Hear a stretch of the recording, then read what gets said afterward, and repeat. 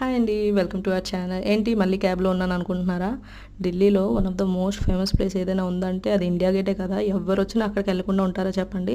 అదే ఈరోజు అత్తయ్యని చూపిద్దామని తీసుకువెళ్తున్నామనమాట. చాలా బావుంది నైట్ వ్యూ అయితే ఫ్లాగ్ కలర్స్‌తో.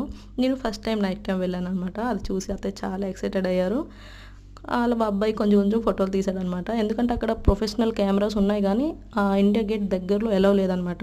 ఒక అబ్బాయి వచ్చాడు. సరే నేను ఫోటోస్ తీపిస్తాను, దగ్గర నుంచే తీపిస్తానని చెప్పి మాకు 3 కిలోమీటర్లు నడిపించాడు.